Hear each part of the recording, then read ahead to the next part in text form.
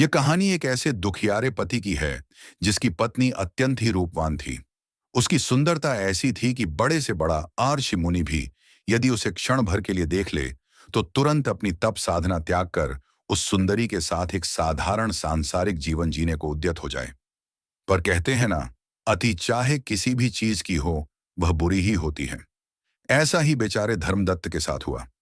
उसकी पत्नी का आवश्यकता से अधिक रूपवान होना ही उसके लिए अभिशाप बन गया। धर्मदत्त अपनी उस लावण्यवती पत्नी के साथ बड़े ही सुख से अपना जीवन व्यतीत कर रहा था। एक रात वह अपनी पत्नी के साथ छत पर सोया हुआ था। आधी रात का समय था। संयोगवश उसी समय आकाश से उड़ता हुआ एक इच्छाधारी विद्याधर उधर से गुजरा। इच्छाधारी विद्याधर अर्थात सर्वत्र जादुई विद्याओं में निपुण ऐसा मनुष्य जो हर प्रकार का रूप बदलने में सक्षम हो। विद्याधर ने जब पति के पास सोई हुई लावण्यवती को देखा, जिसके वस्त्र कुछ खिसक गए थे और जिसके अंगों की सुंदरता झलक रही थी, तो उसकी अपूर्व शोभा देखकर वह तुरंत उस पर आसक्त हो गया। कामेच्छा में अंधे उस दुष्ट निशाचर ने सोई हुई लावण्यवती को उठा लिया और आकाश में उड़ गया। क्षण भर बाद जब धर्मदत्त की आंख खुली तो अपनी पत्नी को अपने स्थान से गायब पाकर वह घबरा उठा। उसने सोचा, इतनी रात को वह कहाँ चली गई? क्या वह मुझसे नाराज हो गई है अथवा कहीं छिपकर मेरे मनोभाव जानने के लिए मेरे साथ प्रहास कर रही है? ऐसी अनेक शंकाओं से विकल होकर वह रात में महल, अटारी और दूसरी छतों पर जहां तहां उसे खोजने लगा।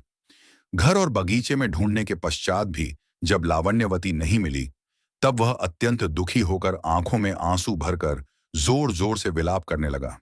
हे चंद्रबिंब वदने, हे ज्योत्सना गौरी, हे प्रिय, मुझे छोड़कर तुम कहाँ चली गई?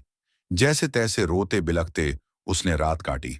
सवेरा हुआ तो सूर्य ने अपनी किरणों से संसार का अंधकार तो नष्ट कर दिया, किंतु धर्मदत्त का महान अंधकार ज्यों का त्यों बना रहा।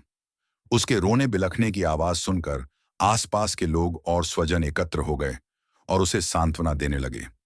पर धर्मदत्त तो पागल सा हो गया था। वह इधर उधर घूमता हुआ विलाप करता जाता था।